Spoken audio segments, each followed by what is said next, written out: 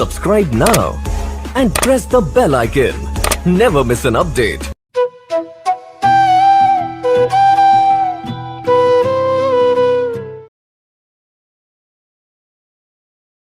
सर्वभूतहृदयं मुनिमानतोऽस्मि जन्माद्यस्य यतोऽन्वयादितरतश्चार्थेष्वभिज्ञस्वराट् तेने ब्रह्महृदाय आदिकवये मुह्यन्ति यत्सूरयः तेजो वारिमृदां यथा विनिमयो यत्र त्रिसर्गो मृषा धाम्ना स्वेन सदा निरस्तकुहकं सत्यं परं धीमहि धर्मः प्रोज्झितकैतवोऽत्र परमो निर्मत्सराणां सदां वेद्यं वास्तवमत्र वस्तु शिवदं तापत्रयोन्मूलनं श्रीमद्भागवते महामुनिकृते किं वा परैरीश्वरः सद्यो हृद्यवरुध्यते त्रिकृतिभिः शुश्रूषुभिस्तत्क्षणात् निगमकल्पतरोर्गलितं फलं सुखमुखादमृतद्रवसंयुतं पिबत भागवतं रसमालयं मुहुरहो रसिका भुवि भावुकाः नारायणं नमस्कृत्य नरं चैव नरोत्तमं देवीं सरस्वतीं व्यासं ततो जयमुदीरये कृष्णं नारायणं वन्दे कृष्णं वन्दे व्रजप्रियं कृष्णं द्वैपायनं वन्दे कृष्णं वन्दे पृथासुतम् वसुदेवसुतं देवं कंसचाणूरमर्दनं देवकी परमानन्दं कृष्णं वन्दे जगद्गुरुं गोविन्द हरे गोपाल हरे गोविन्द हरे गोपाल हरे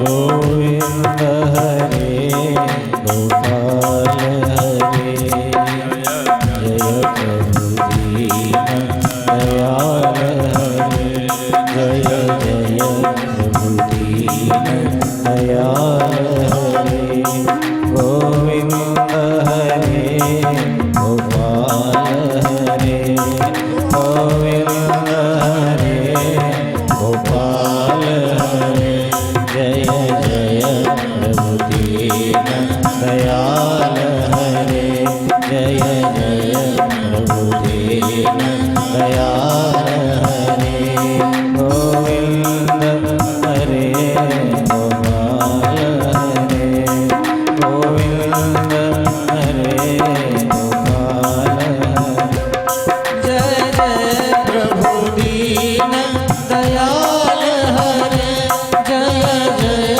प्रभु दीन दयाल हरे जय जय प्रभु दीन दयाल हरे जय जय प्रभु दीन दयाल हरे जय श्याम हरे जय राम हरे जय श्याम हरे जय राम हरे जय श्याम हरे जय राम हरे जय श्याम हरे जय राम हरे जय जय प्रभु दीन दयाल हरे जय जय प्रभु दीन दयाल हरे गोविन्द हरे गोपाल हरे गोविन्द हरे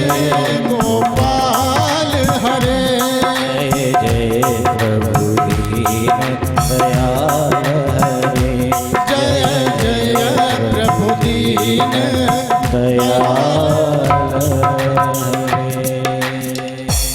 गोविंद भगवान की जय, सच्चिदानंद भगवान की जय। श्री सुखदेव सुखदेव जी महाराज की जय श्री वेदव्यास भगवान की जय यज्ञ पुरुष भगवान की धर्म की जय हो अधर्म का नाश हो प्राणियों में सद्भावना हो विश्व का कल्याण हो गो माता की जय हो गंगा मैया की जय हो हनुमान जी महाराज की जय हो भागवत भगवान की जय हो नमः पार्वती पतये हर हर महादेव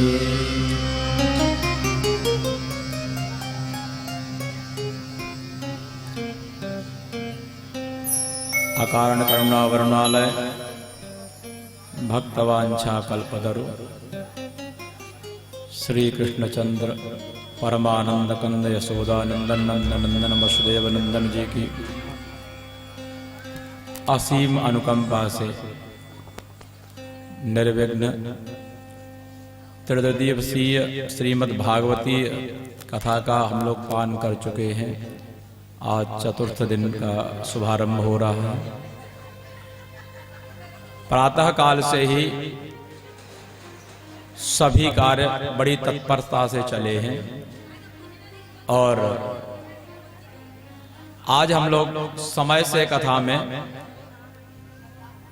उपस्थित हो पाए हैं। ये भगवान की बड़ी असीम अनुकंपा है और ऐसे ही भगवान की अनुकंपा बनी रहे, ऐसी भगवान से प्रार्थना है। कल के प्रसंगों में आप लोग सुन रहे थे भागवत का मंगलाचरण, भागवत के विषय में सौनकादिक ऋषियों के 6 प्रश्न, उसके बाद में अवतार कथा। आज का प्रारंभ करते हैं प्रसंग। जो जहां है यथाशीघ्र आवें या फिर जहां से आना अभी संभव नहीं, माइक के माध्यम से वहीं से ध्यान से सुने। सौनक जी प्रश्न करते हैं, हे सूत जी महाराज, कस्मिन् युगे प्रवृत्तेयं स्थाने वा केन हेतुना कुतः संचोदितः कृष्णः कृतवान् संहितां मुनिः। हे सूत जी महाराज, ये श्रीमद् भागवत की जो कथा है कब प्रवृत्त हुई और किस स्थान में सबसे पहले हुई, किस कारण से हुई, और वेदव्यास जी ने इसको चूंकि बनाया, श्रीमद् भागवत को बनाया, वो किसके द्वारा प्रेरित होकर के बनाया। अर्थात हम लोग कोई भी कार्य करते हैं तो उसमें किसी न किसी की प्रेरणा रहती है। तो इसमें किसकी वह प्रेरणा थी जिस प्रेरणा से प्रेरित होकर के वेदव्यास जी ने इस भागवत को बनाया। और जैसा कि पहले आप लोगों ने सुना है, अपने पुत्र को उन्होंने फिर इसको पढ़ाया। वह पुत्र इतना निर्विकल्पक समाधि में तल्लीन था कि कैसे उसने इस भागवत को पढ़ा। वो तो व्यास जी जब बुला रहे थे तो भी वो वहां रुका नहीं, चला गया। फिर कैसे इस भागवत को उन्होंने पिताजी से पढ़ा। वास्तव में ये बड़ा प्रसंग मार्मिक है, ज्ञानप्रद है। कुछ लोग कहते हैं कि कुछ शब्द ऊपर से चले जाते हैं, लेकिन वास्तव में इन शब्दों को सुनने से ही बड़ा रहस्य है। कुछ लोग कहते हैं कि कुछ पल्ले नहीं पड़ते। अब ज्ञानप्रद शब्द सुना हो तब तो पल्ले पड़े या उसका अर्थ पता हो, लेकिन ये शब्द ही इसके लिए अनुकूल होते हैं, इसलिए बोलने पड़ते हैं। मेरा पूर्ण प्रयास रहता है कम से कम और सरल से सरल हो, लेकिन फिर भी वो जहां जैसे शब्दों की आवश्यकता है वो निकल ही जाते हैं।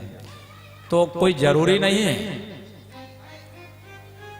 कि सारे शब्द ही समझ में आ जाए, क्योंकि एक स्तर भी तो होता है। तो इसलिए एक ही पर्याय के वो शब्द होते हैं, ऐसा आपको समझना चाहिए। एक ही उनका शब्द का अर्थ है, लेकिन कई शब्दों का वहां प्रयोग हो जाता है। उन 10 शब्दों से भी यदि एक शब्द आपने सुन लिया तो ऐसा नहीं कि वो 4 शब्द और चले गए, उसका क्या अर्थ है? वो धीरे धीरे भगवान की जब कृपा होगी, बच्चा जब जन्म लेता है तो तुरंत ही दौड़ने नहीं लगता, समय लगता है। इसलिए ध्यान से, श्रद्धा भक्ति से सुनते रहिए। सुनते सुनते ही वो अपने आप अर्थ आने लगेंगे, और जब मन लगा देंगे तो भगवान ही स्वयं वहां सुन रहे हैं आपके हृदय में बैठ करके, सब समझ में आने लगेगा। ध्यान और श्रद्धा की आवश्यकता है। आपका ध्यान इधर उधर गया और फिर कहाँ चल रहा है वो समझना थोड़ा सा कठिन हो जाता है। तो ध्यान कथा में देंगे तो सारा सब कुछ समझ में आना प्रारंभ हो जाएगा। बच्चे लोग खेलना बंद कर देंगे, क्योंकि खेलने के लिए घर ही पर्याप्त है। वह पुत्र जो छोड़ करके चला गया था, उसने कैसे इस भागवत को पढ़ा, ये प्रसंग यहां बहुत ही संकुचित कर दिया है वेद व्यास जी ने। इसके पूरक देवी भागवत इत्यादि हैं, वहां बड़ा विस्तार से वर्णन है। वहां पर सुखदेव के विवाह का भी प्रसंग है, वहां पर सुखदेव जी के पुत्रों का भी वर्णन है। खैर, ये जो चीजें हैं ये कालांतर में, युग युगांतर की भी संभव हो सकती हैं। किसी युग में ऐसा हुआ और किसी युग में ऐसा हुआ। वास्तविकता ये है, ज्यादा विस्तार करना मुझे लग रहा है अनुचित ही रहेगा, क्योंकि आज चतुर्थ दिन है। आज हम लोगों को 10वें स्कंद तक पहुंच जाना चाहिए। अभी प्रथम स्कंद ही प्रारंभ ही है करीब करीब। तो ज्यादा विस्तार में अपने आप को ही संकुचित करता हूं। कथमालक्षितः पौरैः संप्राप्तः कुरुजांगलान् उन्मत्तमूक जडवत् विचरत् गजसाउभये। वह श्री सुखदेव जी महाराज पौरैः अलक्षितः, गांव में रहने वालों के द्वारा अलक्षित होते हुए भी, क्योंकि अलक्षित का मतलब है जो न दिखाई दे रहा हो, बिना उन लोगों को दिखाई देते हुए। और ये क्योंकि जंगल में जाना है तो वो क्या करेंगे कि जंगल की तरह से जाएं, कोई न देखे इसलिए।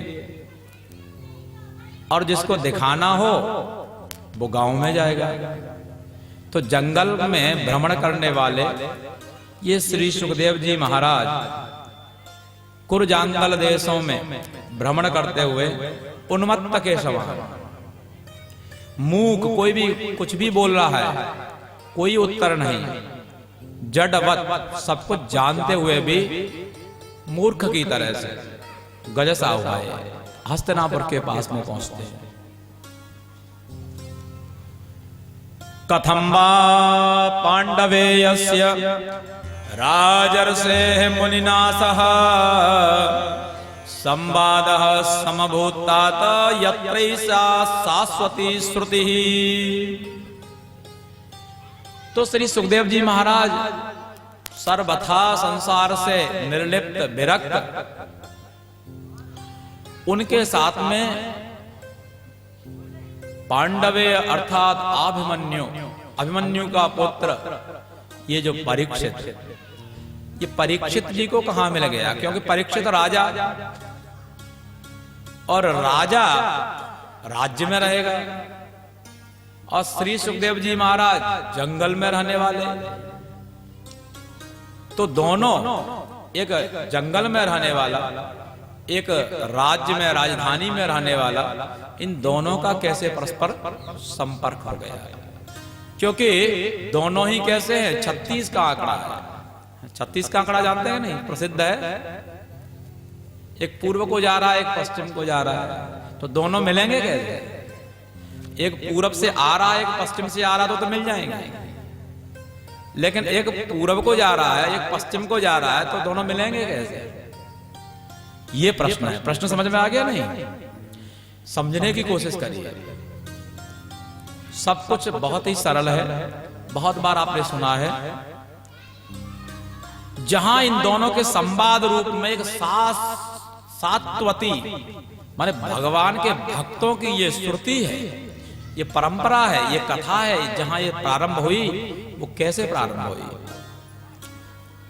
और ऐसा हमने सुना है, श्री सुखदेव जी महाराज किसी भी घर में यदि भिक्षा मांगने के लिए भी जाते हैं तो एक गाय जितनी देर में दुही जा सकती है बस उतनी देर तक ठहरते हैं, और उतनी देर में यदि आपने कुछ वहां से दिया तो लिया, नहीं तो आगे चले, और कहीं ज्यादा ठहरते नहीं। तो अभिमन्यु के पुत्र परीक्षित को इन्होंने कैसे उस भागवत को सुनाया।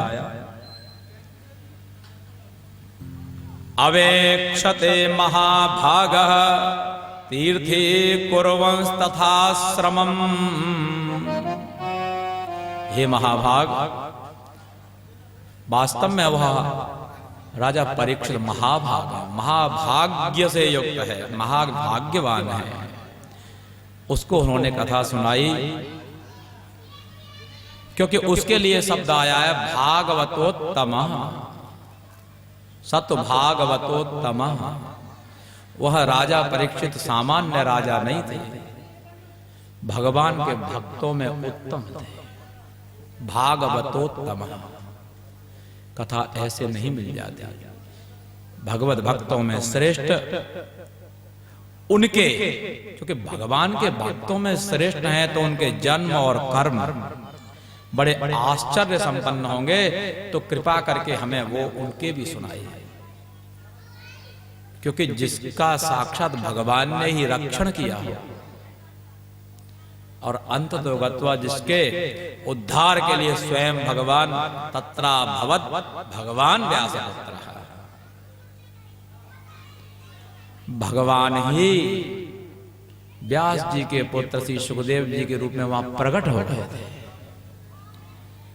उन राजर्षि परीक्षित जी का जो दिव्य जन्म और कर्म है वो भी हमने बताइए। सम्राट कस्य वा हेतोः पांडूनां मानवर्धनः प्रायोपविष्टो गंगायाम् अनादित्याधिराट्श्रियम्। ऐसा सुना है 30 वर्ष की अवस्था उनकी थी। उसी समय वह पांडव वंश में उत्पन्न सम्राट पृथ्वी के चक्रवर्ती थे। कौन सा ऐसा कार्य आ पड़ा, क्योंकि वो तो पांडवों के मान का वर्धन करने वाले थे। वो सब कुछ छोड़ करके प्रायोपविष्ट अर्थात आमरण अनशन करके अधिराट जो स्त्री थी अर्थात संपूर्ण चक्रवर्ती सम्राट का जो पद था उस पद को तिलांजलि दे करके छोड़ करके गंगा के कूल में आकर के और आमरण अनशन करके बैठ गए। क्यों?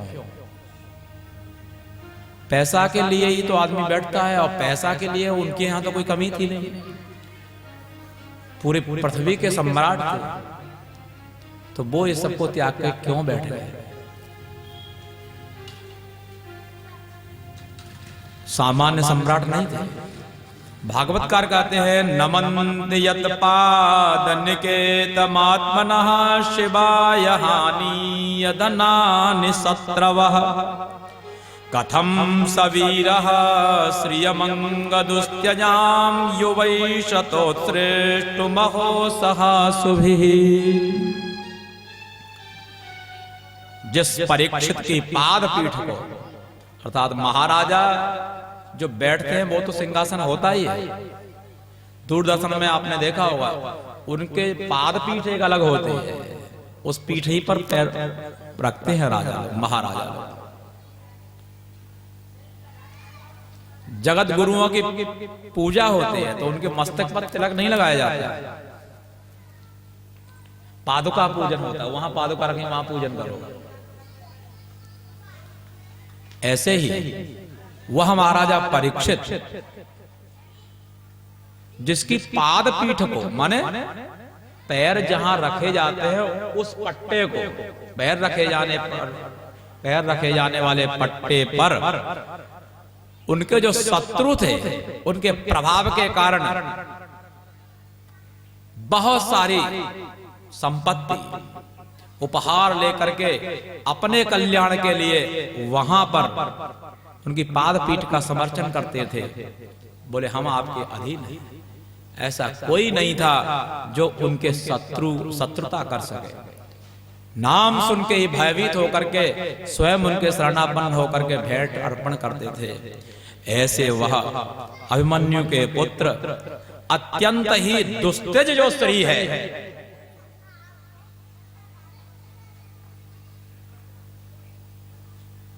उस स्त्री को, उस लक्ष्मी को, उस ऐश्वर्य को, उस भोग को जो अत्यंत दुस्त्यज है उसको त्याग करके और युवावस्था में ही प्राणों को त्यागने के लिए गंगा जी किनारे आगे क्यों? ये लक्ष्मी कितनी दुस्त्यज है पता है? एक महात्मा जी ने कहा, एक सेठ जी थे, बड़े भारी, इतने ज्यादा लोभी थे, इतने ज्यादा लोभी थे, कभी किसी को कुछ देते नहीं थे। तो कभी कभी क्या होता है, लोग उनके मजाक बनाने के लिए नाम रख देते हैं। नाम ही रख दिया दानचंद। दानचंद जी कहीं से कोई गांव में कुछ उत्सव था, लोगों ने कहा चंदा दो। बोले हम चंदा? यहां कोई चंदा फंदा नहीं, अपना जो करना हो सब करो। घर में पत्नी ने कहा, बच्चों ने कहा, सब लोग चंदा दे रहे हैं, सबका सहयोग है, एक साथ में हम लोग रहते हैं, आपको भी देना चाहिए। दानचंद जी नहीं चाहते थे, फिर भी बच्चों ने उनको चांदी का एक सिक्का दे दिया, इसको दे आया। दानचंद जी न चाहते हुए भी घर में रहना है तो सुनना पड़ेगा, क्या करें। लेकर के हाथ में दबा करके पहुंच गए वहां जहां चंदा दिया जा रहा था।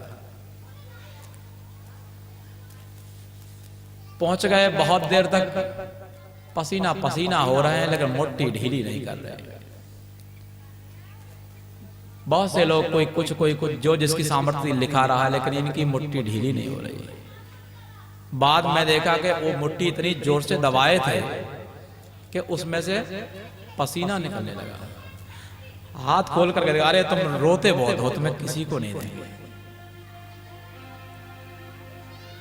ऐसी दुस्त्यज लक्ष्मी होती है। और वो तो दानचंद की एक लंबी कथा है दानचंद की, मैं कभी फिर बाद में बताऊंगा। मुझे अपने आप को बहुत संकुचित करना पड़ रहा है, क्या कह दूं क्या ना कह दूं। ऐसे ही पूरे चक्रवर्ती सम्राट की जो पदवी थी उसको अत्यंत दुस्त्यज होते हुए भी उसको त्याग करके जो प्राणांत करने के लिए गंगा जी के किनारे पहुंच गए। क्या बात आ पड़ी थी। सूत जी महाराज बड़े प्रसन्न हो गए। वास्तव में यही तो प्रश्न है,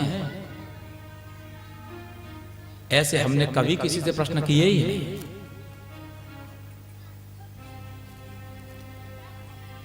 बहुत प्रसन्न होते हैं सूत जी महाराज। अब सावधान होकर कहते हैं, द्वापरे समनु प्राप्ते तृतीय युग पर्यये जातः पराशराद योगी वासव्याम कलया हरे। द्वापर युग था, तृतीय युग का पर्याय था ये। वहां पर वेदव्यास जी पराशर जी के माध्यम से बासवी में भगवान के ही हरे है कला, भगवान के अवतार के रूप में ही प्रकट होते हैं। बोले वेद व्यास भगवान की। वेद व्यास जी सामान्य नहीं है, भगवान की कला से ही, अंश कला से ही उनकी उत्पत्ति है। परावरज्ञ सरसि, पर अवर जो भी जहां कुछ भी हो रहा है सब कुछ वो करामलगवत विश्वम पश्यन्ते, सारे विश्व को करामलगवत देख रहे हैं। उन्होंने देखा युग धर्म, हर युग में अलग अलग धर्म होते हैं, वर्णाश्रम धर्म अलग अलग होते हैं, व्यक्तिगत धर्म अलग अलग होते हैं। ऐसे ही देश धर्म अलग होते हैं, काल धर्म अलग होते हैं, आपद धर्म अलग होते हैं। तो वह वेद व्यास जी अमोघ दृष्टि से संपन्न होकर चातुर्होत्रम कर्म शुद्धम प्रजानां वीक्ष वैदिकम व्यदधात यज्ञ संतत्यै वेदमेकं चतुर्विधम। उन्होंने देखा युग का पर्याय, युग दोबारा बदलने वाला है। इस समय अब इतनी आयु किसी की नहीं होगी, इतना उद्यम किसी का नहीं होगा। चातुर्होत्र यज्ञ है, उसका ज्ञान ही किसी को नहीं रहेगा। इसलिए उसी वेद को उन्होंने 4 भागों में विभक्त कर दिया, क्योंकि बिना वेद के ज्ञान के यज्ञ संपन्न हो नहीं सकता। और एक ही वह ऋग्वेद है, वो इतना विस्तृत है कि उसका आद्य और अंत्य, कहां से प्रारंभ है कहां अंत है, कोई नहीं जानता। इसलिए परावरज्ञ व ऋषि थे, उन्होंने उस एक वेद को 4 भागों में विभक्त कर दिया, जिनके नाम ऋग यजुः साम और अथर्व हुए। इतिहास पुराणों की रचना की, जो कि पंचम वेद के रूप में विख्यात है। अपने ही शिष्यों को उन्होंने ऋग यजुः साम और अथर्व इन 4 वेदों को पढ़ाया। ऋग्वेद को उनके पहले नाम के शिष्य हैं उनको पढ़ाया, सामवेद जैमिनी नाम के मुनि को पढ़ाया, और वैशंपायन एवैकः निष्णातः यजुसाम्यतः, यजुर्वेद का ज्ञान वैशंपायन नाम के ऋषि जो उनके व्यास जी के शिष्य हैं उनको पढ़ाया। और अथर्व अंगिरा जो हैं सुमंतु नाम के उनके शिष्य हैं उनको पढ़ाया। और इतिहास पुराणाभ्याम पितामहो महर्षणः, और इतिहास और पुराण का ज्ञान मेरे पिता जो रोमहर्षण हैं उनको पढ़ाया। अर्थात मैं जो आपको यहां कहने जा रहा हूं ये मेरा अपना ज्ञान नहीं, मेरे पिताजी भी इस विषय को जानते हैं, मेरे भी बाप की बपौती है, उन्होंने इसको पढ़ाया। रोमहर्षण क्यों है? क्योंकि जिनका भगवान की कथा सुनते ही रोमांच हो जाता था, इसलिए उनका नाम सार्थक था रोमहर्षण। त एते ऋषयो वेदं स्वं संव्यस्यन्नेकधा शिष्यै प्रशिष्यै वेदास्ते साखिनो भवन। और वही वेद उन ऋषियों ने अपने शिष्यों को, और उन शिष्यों ने अपने शिष्यों को, फिर उन्होंने अपने अपने शिष्यों को पढ़ाया। इसलिए वेदास्ते साखिनो भवन, वही वेद अनेक शाखाओं में परिवर्तित हो गए। इसलिए कोई ये कहता है कि हम वेदज्ञ हैं तो सबसे बड़ी मूर्खता है, क्योंकि इनके इतने शाखा उपशाखा प्रशाखाएं हैं। एक ही सामवेद है, उसके लिए कहा जाता है सहस्रवर्त्मा सामवेदः। सामवेद अकेला ही 1000 शाखाओं वाला है।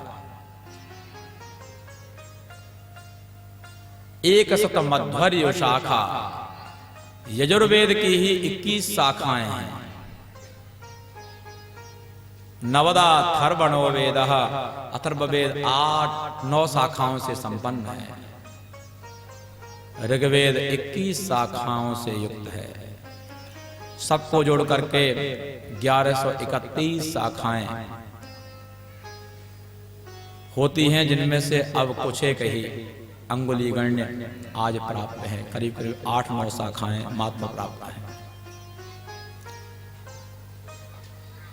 पाठकों के हवाब से, कलिकाल के प्रभाव से, लोगों के आलस्य के कारण वेद लुप्त हो जाते हैं। लुप्त का मतलब नष्ट नहीं होता, लुप्त का मतलब है छिप जाता है। पुनः भगवान आकर के उसी वेद का पुनः प्रचार करते हैं। स्त्री शूद्र द्विज बंधूनाम त्रयीन श्रुति गोचरा कर्म श्रेयस मूढ़ानाम श्रेय एवं भवेदिह इति भारतमाख्यानम कृपया मुनिना कृतम।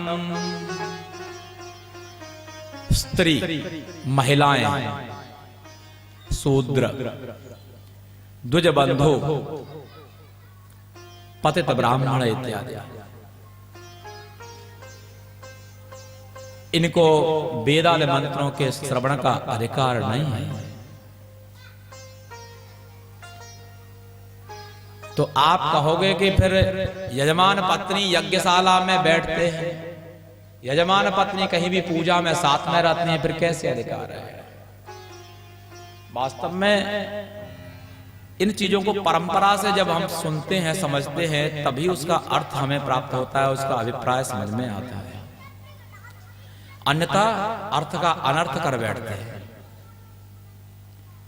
इसका रहस्य ये है, स्त्री का तात्पर्य अकेले महिला को नहीं सुनना चाहिए, अपने पति के साथ में तो अवश्य ही सुनती है, क्योंकि बिना महिला के पति पूजा करने का ही अधिकारी नहीं।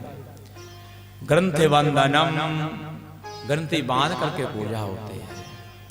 ग्रंथि बांध करके हम पूजा करेंगे तो हमें लगेगा भाई ये कुछ विशेष है।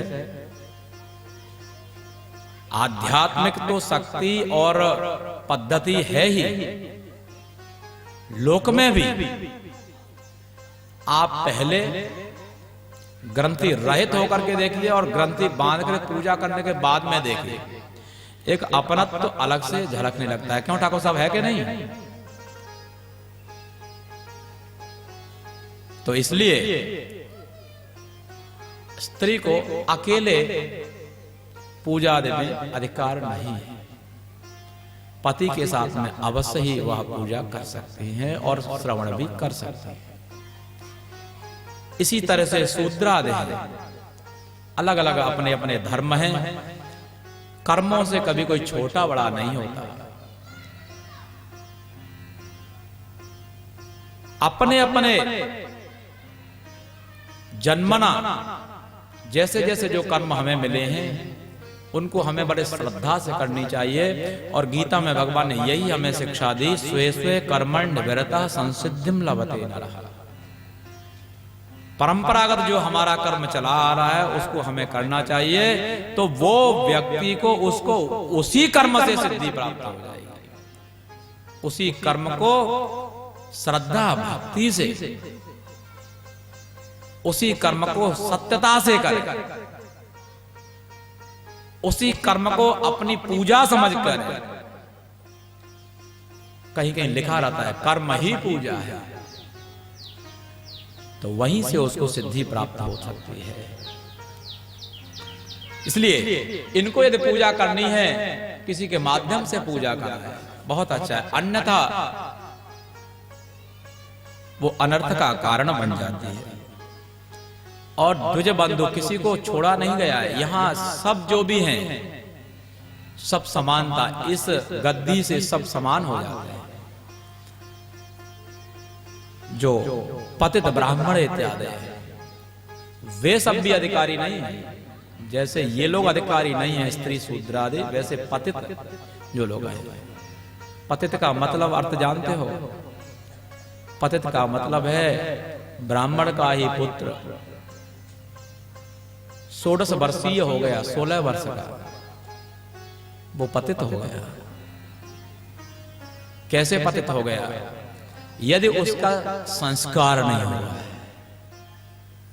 यदि वह संध्या बंदन नहीं करता है, यदि वह जनेऊ धारण नहीं करता है, यदि वह नित्य स्नान नहीं करता है, यदि वह गायत्री जप नहीं करता है, वह भी पतित होता है। ऐसे क्षत्रिय भी पतित होते हैं, ऐसे वैश्य भी पतित होते हैं। इसलिए संस्कारों की महती आवश्यकता है। संस्कारों को हमें अपने जीवन में अवश्य ही अपनाना चाहिए। संस्कार नहीं है तो कुछ भी नहीं है। इसलिए संस्कारों पर विशेष ध्यान देना चाहिए। समय के आधार पर मैं इस पर थोड़ा सा ज्यादा प्रकाश डालूंगा। अभी जानने का मतलब है कथा में यहीं विराम हो जाएगा, विश्राम सा हो जाएगा, इसलिए थोड़ा सा आगे चलते हैं। इन सब का भी कल्याण हो जाए, पतितों का भी कल्याण हो जाए, महिलाओं का भी कल्याण हो जाए, स्त्री शूद्रादि द्विज बंधुओं का भी कल्याण हो जाए। इसलिए इन सब पर कृपा करके वेद व्यास मुनि ने इस श्रीमद् भागवत की रचना की। इसलिए इन सबके कल्याण के लिए भागवत जी गर्जना करते हैं। कोई नहीं जिनको बचा पाए, कोई नहीं जिनको शरण में ले, उसके लिए यहां दरवाजे खोले हैं।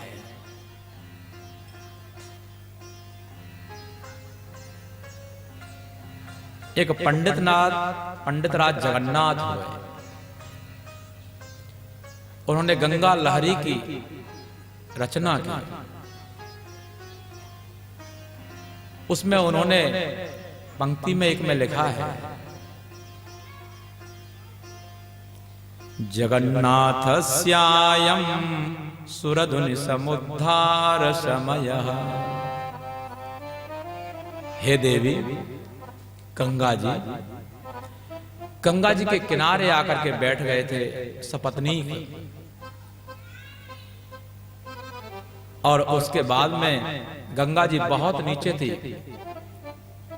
वाराणसी की ही बात है। घाट पर ऊपर बैठे थे। ब्राह्मण समाज ने उनको जो है इतने विद्वान थे, लेकिन कुछ कृत्य ऐसे हो गए जिसके कारण उनका बहिष्कार कर दिया गया। तो उन्होंने बड़े दुखी होकर के कहा कि अब मुझे कोई शरण में नहीं लेता, और मैंने भी सभी मंदिरों के भी कपाट बंद हो गए थे उनके लिए। तो गंगा जी से प्रार्थना करते हैं, हे मां गंगा, अब तो आपकी परीक्षा है, मेरे जैसे पापी का उद्धार करके दिखाओ। तो गंगा जी, ये कोई बहुत पहले की घटना नहीं है।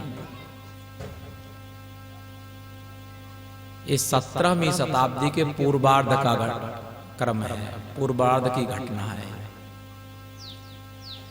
गंगा जी अपने प्रवाह को बढ़ाते हुए उन्होंने उसमें 52 श्लोक लिखे हैं, और 52 भी ही सीढ़ी पर थे। वो स्वयं गंगा जी ऊपर आकर के उन दोनों को लेकर के चले गए। तो जहां भी आप भक्ति कर लीजिए, वहीं से आपको सिद्धि मिल जाएगी। भगवान कहते हैं, एक बार शरण में आकर के तो देखो। इसलिए पापियों को पाप से है तारती, पापियों को पाप से उतार देती है। इसके लिए और दूसरा कोई भी साबुन और साफ करने का उपाय है नहीं। इन सब के लिए वेद व्यास जी ने भागवत की रचना की। धृतव्रतेन हिमया छंदांसि गुरयोग्नयः मानिता निर्व्यलीकेन गृहीतम चानुशासनम। वही वेद व्यास जी एक बार बैठे हुए थे, उनके मन में शांति नहीं थी। अपने आप में विचार करने लगे। कभी कभी क्या है, रात दिन भर आपने काम किया, रात में बैठ के विचार करो। कि मुझसे कितनी भूल हो गई और कितना सही काम हुआ। हर व्यक्ति को हिसाब किताब, जैसे शाम को दुकान बंद होने से पहले वैसे लोग क्या करते हैं, लेखा जोखा पूरा मिला लेते हैं। बैंक वाले सब लोग कितना दिया गया कितना लिया गया पूरा मिलाने के बाद में ही वहां जो इनका मैनेजर है उसको सौंप करके तब जाते हैं। कहीं किसी को 1 भी रुपया ज्यादा दे दिया तो जो कैशियर है उसको अपने जेब से वहां लगाना पड़ेगा, पूरा मिला करके तब वहां से हटोगे। ऐसे ही हम सबको भी दिन भर जो भी कार्य आपके करने हैं उन सबको करने के बाद रात में सोने से पहले भगवान से प्रार्थना करो, अपना लेखा जोखा उनको सौंपो। अच्छे काम हैं उनसे प्रेरणा लो, और ज्यादा कैसे अच्छे कर सकते हैं और खराब क्या क्या हो गया उसको कम कैसे किया जा सकता है, इसका विचार करके भगवान के सामने अर्पित कर दो, तब आराम से नींद आपको आएगी। किसी को नीचा दिखा करके, किसी का अपमान करके कभी भी नींद नहीं आएगी। इसलिए एक ये भी शांति का बड़ा सरल और सुगम उपाय है। वेद व्यास जी को भी शांति नहीं है। वो कह रहे हैं मैंने बड़े विधि विधान से वेदों का अध्ययन किया है, गुरु और अग्नि का मैंने पूर्ण रूप से स्वागत सत्कार किया है, इनका कभी मैंने अपमान नहीं किया। मान्यता निर्बली के निष्कपट भाव से मैंने इनका सम्मान किया है। गृहीतम चानुशासनम, और गुरुओं ने जहां जैसा मुझको शासन किया है, मुझे आदेश दिया है, वैसा ही मैंने पालन भी किया है। तो फिर मुझे शांति क्यों नहीं है? अपनी स्वयं ही वो गलती ढूंढ रहे हैं। जब तक स्वयं आप अपनी गलती नहीं ढूंढोगे दूसरा क्या बताएगा? स्वयं गलती ढूंढने की कोशिश करनी चाहिए। तस्यैवं खिद्यमानस्य मन्यमानस्य खिद्यतः कृष्णस्य नारदो व्यागाद आश्रमं प्रागुदाहृतम्। ऐसे सम्याप्रास नाम के अपने ही आश्रम में बैठ करके वेदव्यास जी खिन्न हो रहे हैं। उन वेदव्यास जी को खिन्न होते देख करके एकाएक उस आश्रम में नारद जी का पदार्पण होता है। बोले नारद भगवान की, क्योंकि नारद जी भी भगवान के अवतार हैं और जब कहीं कोई भी समस्या आती है तो वहां नारद जी का प्राकट्य हो जाता है। नारद जी ने पूछा जिज्ञासित मधीतंच यत्तद ब्रह्म सनातनम अथा विशोचस्यात्मानम अकृतार्थम ये प्रभो।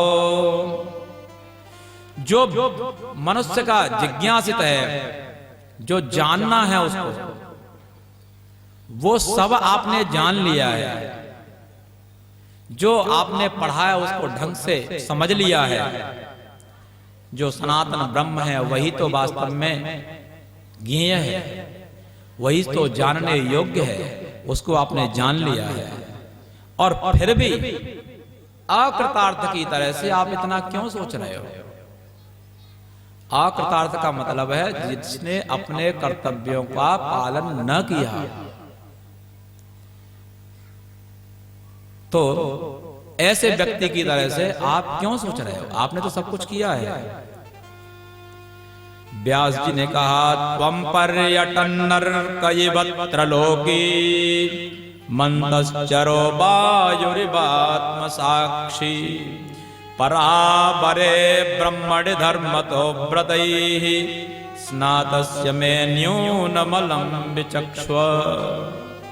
हे नारद जी, कभी कभी क्या होता है कि स्वयं ढूंढने पर भी अपने दोष दिखाई नहीं देते। दोष तो दूसरा बताता है जिसको आप शत्रु समझते हो। आप में कितने दोष हैं? तो हे नारद जी, आप तो पूरे त्रिलोकी में सूर्य के समान भ्रमण करते हैं, अव्याहत आपकी गति है, कहीं भी आप जा सकते हैं। अंतश्चरः वायुरेवात्म साक्षी। और भीतर हम क्या कर रहे हैं, इसके लिए ये जैसे हमारी आत्मा साक्षी है। हमने किसी को भीतर से मन से भी यदि किसी का अनहित सोचा, अपकार सोचा, तो और ने तो नहीं सुन पाया, लेकिन आपके भीतर बैठी वो आत्मा है, उसको तो सुना, उसने सुना है। तो जैसे वो आत्मा सबका साक्षी है, वैसे ही है नारद, आप पूरे त्रिलोकी में घूमते रहते हैं, इसलिए कहां क्या हो रहा है, वायु के समान सब जगह जैसे वायु है, ऐसे आप भी सर्वत्र हैं, इसलिए आपको सब कुछ पता है। और पर और अबर दोनों तरह के ब्रह्म में आप पूर्ण रूप से, आपकी अव्याहत गति है, ज्ञाता हैं आप। इसलिए मेरा कोई कमी है, मेरा कोई ऐसा आचरण रह गया है जिसको मैं नहीं समझ पा रहा, जिसके कारण मुझे अशांति है, मुझे धैर्य नहीं है, तो आप मेरी जो कमी है उसको न्यूनम अलम विचक्षु, उस न्यूनता को मुझे बताइए। तो श्री नारद जी कहते हैं, भवतानुदित प्रायम यशो भगवतो मलम येनैवासौ न तुष्येत मन्ये तद्दर्शनम खिलम। वेदव्यास जी जो वास्तव में आपको वर्णन करना चाहिए वही आपने नहीं किया है। बोले ऐसा क्या रह गया, सब कुछ है लेकिन विशिष्ट रूप से नहीं वो किया है। भगवतः अमलम यशः भवता अनुदित प्राय, भगवान का जो अमल निर्मल यश है वह आपने पूर्ण रूप से वर्णन नहीं किया है। अनुदित प्राय, उसको विशेष रूप से वर्णन करो, उसी से जो है एनैवासौ न तुष्येत, इसी न्यूनता के कारण जो आपकी आत्मा है वो संतुष्ट नहीं हो रही। मन्ये तद् दर्शनं खिलम्। तो मैं समझता हूं यदि ऐसा आप करते हैं तो जो आपकी कमी है वो दूर हो जाएगी। न यद्वचश्चित्रपदं हरेर्यशो जगत् पवित्रं प्रगृहीत कर्हिचित् तद्वायसं तीर्थमुसन्ति मानसा न यत्र हंसा निरमन्त्य शिक्षया। उस वाणी के वैचित्र में कुछ भी नहीं है जिसमें भगवान के सुंदर नामों का कीर्तन नहीं है, भगवान की लीलाओं का वर्णन नहीं है। ऐसी वह कृति है, ऐसा वह ग्रंथ है, तो उसके कोई फायदा नहीं है। उस ग्रंथ को तो लोग बायस तीर्थ बोलते हैं। बायस माने कौआ, तो कौआ का तीर्थ कहां होता है, कौआ कहां जाता है, जहां कूड़े का ढेर रहता है। तो वो तो कूड़े का ढेर है जिसमें भगवान का अमल यश नहीं है। उसमें हंस जाकर के, कौए का जो तीर्थ है वहां क्या हंस जाकर के रमण करते हैं, नहीं करते। ऐसे ही हंसों के लिए तो स्वच्छ मानस सरोवर जैसे ग्रंथ की आवश्यकता है। तद्वाग विसर्गो जनताग विप्लवो यस्मिन् प्रतिश्लोकमवद्यवत्यपि नामान्यनन्तस्य यशोऽङ्कितानि यच्छृण्वन्ति गायन्ति गृह्णन्ति साधवः। वही वास्तव में वाणी का विलास, वही वाणी का प्रकाश, वही रचना जनता का, मनुष्यों का पाप ताप हरण करने वाली है, जिसमें जैसे तैसे कैसे भी हो लेकिन भगवान के नाम पे रोए हो, भगवान की लीला कथा जिसमें हो, तो वो जो है जनता का विप्लव, वह जनता माने मनुष्य मात्र का कल्याण करने वाली रचना होती है, जिसमें अनंत भगवान के यश अंकित हैं। उसी को श्रेष्ठ लोग हैं, भगवत भक्त जो लोग हैं, बुद्धिमान जो लोग हैं, शृण्वन्ते, उसी को श्रवण करते हैं, गायन उसी का गान करते हैं, और गृणन्ते उसी का व्याख्यान भी करते हैं। इसलिए वो चीज आपने लिखी नहीं, बाद बाकी जितना जो भी कुछ वेद व्यास जी आपने लिखा है वो सबका सब आपने ज्ञान ही ज्ञान भर दिया है। और इस विषय में मैं आपको एक अपना ही एक उदाहरण प्रस्तुत करता हूं जो आप बीती है। अहम पुरातीत भवे भवम मुने दास्यास्तु कस्याश्चन वेदवादिनां निरूपितो बालक एव योगिनां शुश्रूषणे प्रावृषि निर्विविक्षताम्। मैं अपना जीवन एक बता रहा हूं आपको, अपनी घटना बता रहा हूं, देवर्षि नारद बता रहे हैं। पूर्व जन्म में मैं एक दासी का पुत्र था। जिस गांव में हम लोग रहते थे उसी गांव में एक वहां का साहूकार था।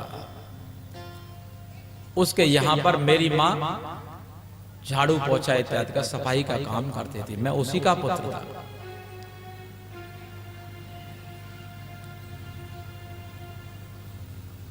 जो चतुर्मास व्रत होता है, चौमासा जिसको कहते हैं, श्रावण भाद्रपद आश्विन और कार्तिक, इन 4 महीनों में वर्षा होती है। और वर्षा होती है तो वर्षा के कारण छोटे छोटे कीट पतंगे इत्यादि अपने अपने उनके बिलों में, उनके निवास स्थानों में जल भरने के कारण वो सब बाहर आ जाते हैं।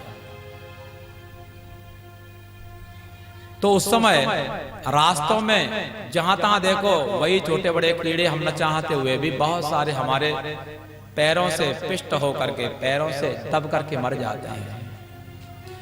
इसलिए जो सन्यासी लोग हैं, जिन्होंने जगत को ही, जगत के भोगों को त्याग दिया है, वो इस सब तरह की हिंसा को त्यागने के लिए एक जगह पर स्थान निश्चित कर लेते हैं और वहीं चतुर्मास व्रत पूरा करते हैं।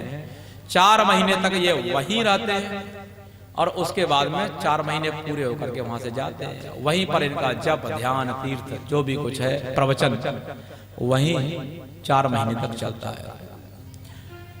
तो जिसके यहाँ मेरी माँ काम करती थी, उसी साहूकार के यहाँ कुछ महात्मा लोगों ने डेरा चातुर्मास के लिए डाल दिया। तो साहूकार ने मेरी माँ को जो है उनके सफाई वफाई में लगा दिया। और मैं बहुत छोटा था, मैं भी माँ के साथ में पीछे जाता था। मैं उनके साथ में पीछे जाता था तो छोटे बच्चों को देख करके हर व्यक्ति का मन उनकी तरफ आकृष्ट हो जाता है।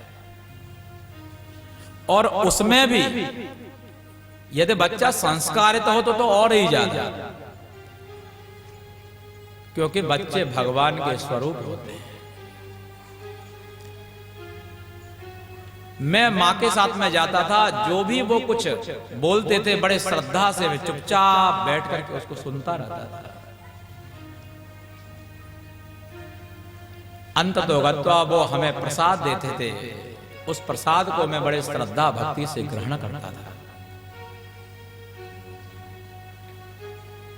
अब तो मेरे ऊपर उनकी ऐसी कृपा हो गई कि बिना उनके यहां जाए मुझे चैन नहीं पड़ता था। बच्चे जैसे खिलौनों से खेलते हैं, मेरा मन अब वहां नहीं लगता था।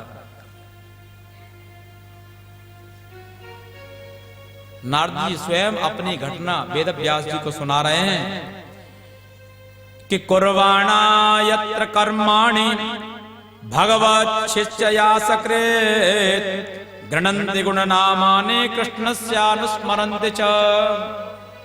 वहां रहते रहते उनके साथ में बैठते उठते सब समय में भगवान की कथाओं का ही सुनता रहता था, उसी का सुनना था, उसी का देखना था। उसको सुन करके देख करके मेरे जीवन में परिवर्तन सा आ गया। समय धीरे धीरे निकल जाता है। आज चौथा दिन निकल गया। ऐसे ही एक दिन 11 दिन पूरे भी हो गए। जो जहां से आए वो अपने अपने स्थान को पहुंच जाएंगे, लेकिन उसी में बहुत से लोगों का जीवन परिवर्तन हो जाएगा। कुछ लोगों का तो हो गया है। एक आध का आज शाम को उदाहरण भी आपको मैं दूंगा।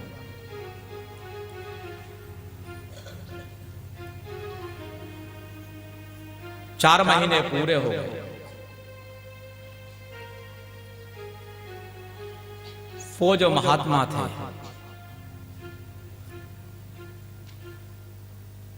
वो अपना बोरिया बिस्तर इकट्ठा किए और वहां से चल दिए। उसके बाद में नारद जी ने कहा मैं भी उनके पीछे चल दिया। मां की ममता भी समाप्त हो गई। वास्तव में हित अनहित पशु पक्षी जा, हमारा कौन हितैषी है, कौन हमारा हानि पहुंचाने वाला है, हमें हानिकारक शत्रु कौन है, इस पशु पक्षी भी जानते हैं। तो आप समझते हो मानव नहीं जानते? मानव अवश्य जानते हैं, लेकिन वास्तव में जो मानव होते हैं वो बोलते नहीं, जानते हैं। क्योंकि बोलना बड़ी बात नहीं है, न बोलना बड़ी बात।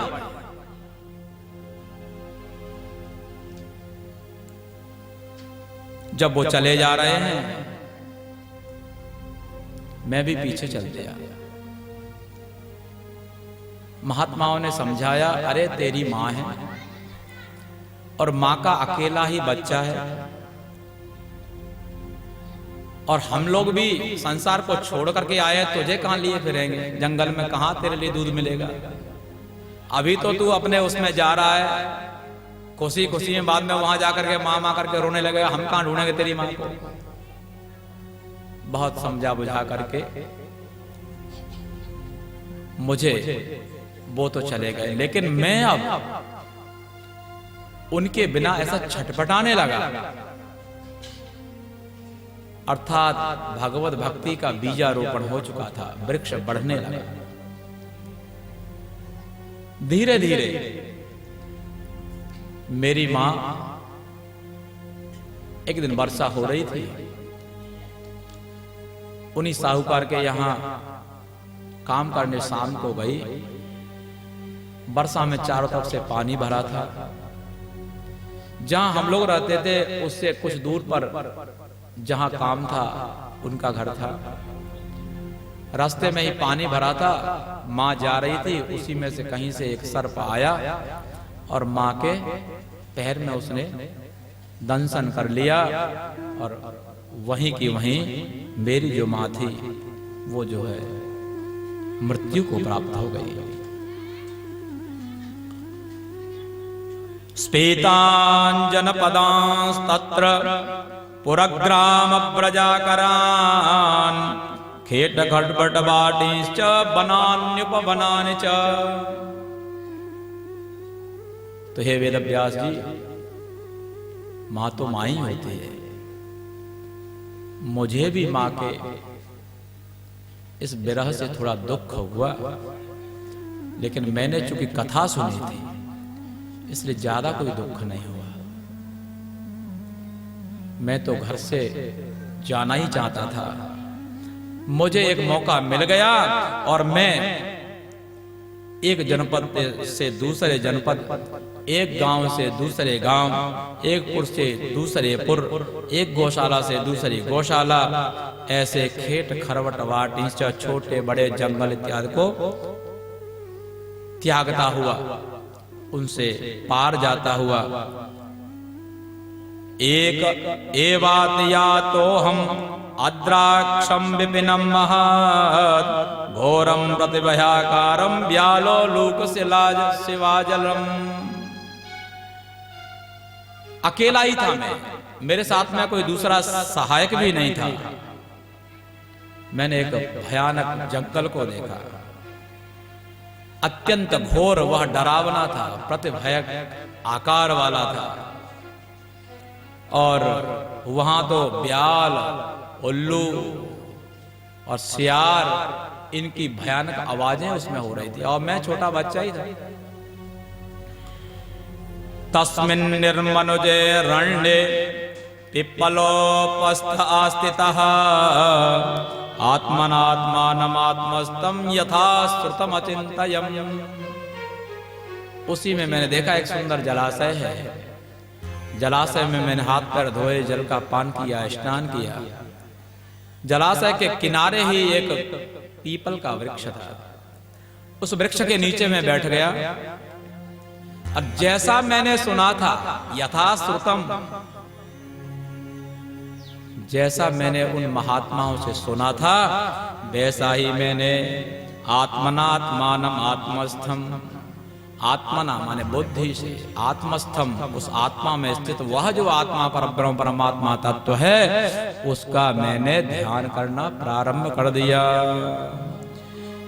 ध्यायतश्चरणाम भोजम भाव निर्जित चेतसा औत्कंठ्यास्त्रकलाक्षस्य हृदयासीन में शनैर हरिहि।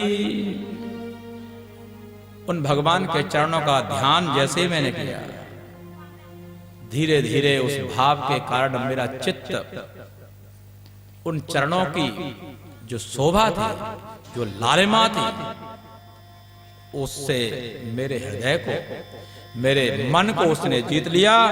और उसके बाद में तो ऐसी मेरी स्थिति हो गई कि मैं उत्कंठावश, आंखों से आंसू आने लगे। देवर्षि नारद कहते हैं, हे वेदव्यास जी, एकाएक हृदयासीन में शनैर हरि। भगवान श्री कृष्णचंद्र परमानंद कंद जो अपने भक्तों का दुख हरण करते हैं, कष्ट हरण करते हैं, वो भगवान श्री हरि मेरे हृदय में एकाएक आविर्भूत हो गए। बोले कृष्णचंद्र भगवान की। थोड़ी देर के बाद में ही जैसे बिजली चमकती है, वह तेज मुझे अनुभूत तो हुआ, लेकिन उसके बाद में फिर कहां चला गया पता नहीं।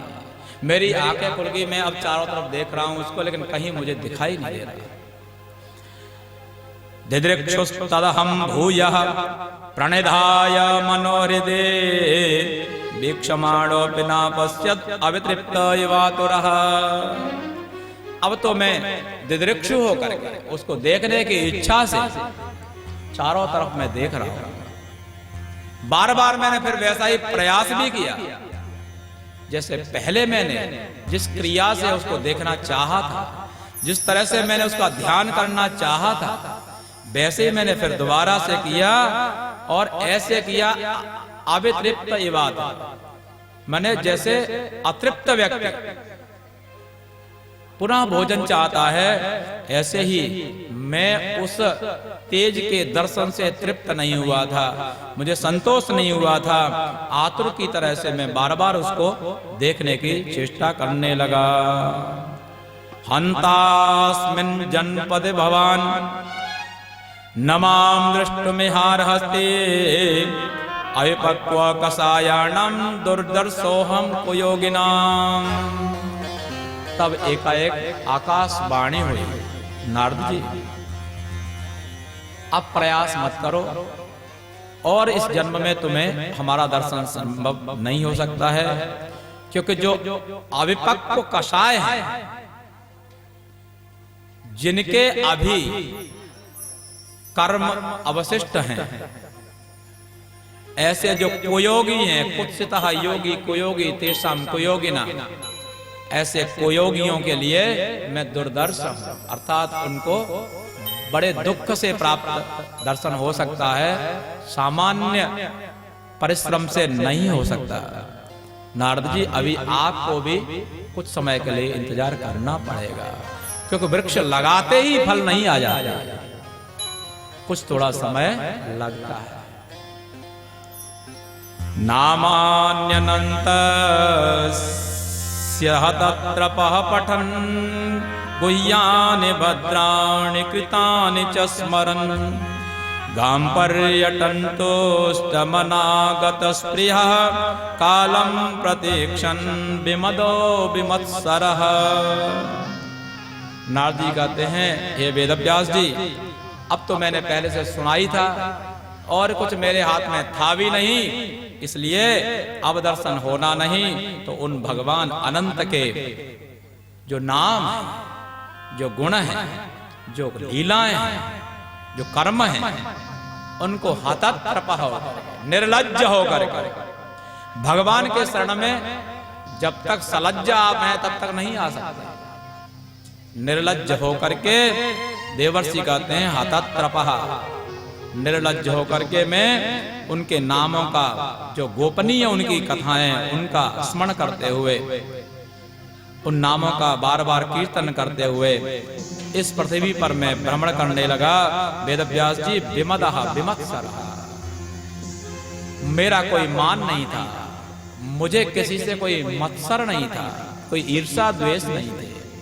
ये भगवान के भक्तों के लक्षण हैं, ये भगवान के दर्शन की प्रतीक्षा में रत होने वाले जो भक्त हैं उनके लक्षण हैं। और माला लेकर के देखो कि कौन हमें माला पहनाने वाला है, तब समझ लो कि अभी बहुत दूर होगा। जब ये पूर्ण रूप से विमत्सर आप हो जाएंगे, कामक क्रोध सदा के लिए चले जाएंगे, सम्मान का भाव समाप्त हो जाएगा, अब समझ लीजिए धीरे धीरे आप भगवान के रास्ते पर जा रहे हो। आपका जो वास्तव में गंतव्य मार्ग है उसके तरफ आप जा रहे हो, आपके लक्ष्य की तरफ आप आगे बढ़ रहे हो। प्रयोज्यमाने मयिच्यताम् शुद्धां भागवतीं तनुम् आरब्ध कर्म निर्माणो न्यपतत् पांच भौतिकः। नारद जी जैसे व्यक्ति को भी पूर्व में इतना धैर्य धारण करना पड़ा, इसलिए कोई चॉकलेट नहीं कि 10 रुपए का लेकर के चॉकलेट दिलवा दो, कुछ समय की अपेक्षा होती है, समय लगता है। बार बार मैंने कहा, एक बार बीज बोने से ही तुरंत ही फल नहीं आ जाता है। भगवत प्राप्ति के लिए बड़े धैर्य की आवश्यकता है और उसको प्राप्त करने के बाद में कुछ भी फिर शेष नहीं रहता है। तो देवर्षि नारद कहते हैं, हे वेदव्यास जी महाराज, मैं आरब्ध जो मेरे कर्म थे पहले के, उनका उपभोग करते करते ये मेरा पांच भौतिक शरीर था वो कब छूट गया मुझे पता ही नहीं लगा, ये शरीर ही छूट गया। अंतर्वहिश्चलोकांस्त्रीन् पर्यम्स्कन्दित व्रतः अनुग्रहान् महाविष्णोर अभिघात गति क्वचे। उसके बाद में प्रलय के समय हजारों युगों तक मैं उन्हीं भगवान के स्वरूप में इधर से उधर उधर से उधर भ्रमण करता रहा। अंततो गत्वा ये जो मेरा शरीर देवर्षि नारद का है मुझे प्राप्त हुआ, और उसके बाद में आज भगवान की ये मेरे ऊपर कृपा है कि मेरी अव्याहत गति हो गई है, अविघात गति हो गई है। ये महाविष्णु का ये मेरे ऊपर बड़ा भारी अनुग्रह है, मैं कहीं भी तीनों लोकों में कहीं भी विचरण कर सकता हूँ। और ये जो वीणा है उन्होंने मुझे प्रदान की है, इस वीणा पर स्वर ब्रह्म को गाते हुए अर्थात भगवान के नामों का कीर्तन करते हुए मैं इधर से उधर घूमता रहता हूँ। सर्वं तदिदमाख्यातं यत्पृष्टोऽहं त्वया नघ जन्म कर्म रहस्यं मैं भवतश्चास्ति तोषणम्। इस तरह से हे वेदव्यास जी, मैंने जो मेरा कर्म था भगवान की लीला कथाओं का जो प्रभाव मेरे ऊपर पड़ा था वो मैंने आपको पूरा कह सुनाया। इसलिए आपको भी जो अशांति सी हो रही है, जो असंतुष्टि सी हो रही है, जो असंतोष का अनुभव आप कर रहे हो, भगवान की लीला कथाओं का वर्णन करो, देखो सब कुछ समाप्त हो जाएगा। एवं संभाष्य भगवान नारदो वासवी सुतः आमंत्र वीणाम रणयन ययौ यादृच्छको मुनिः।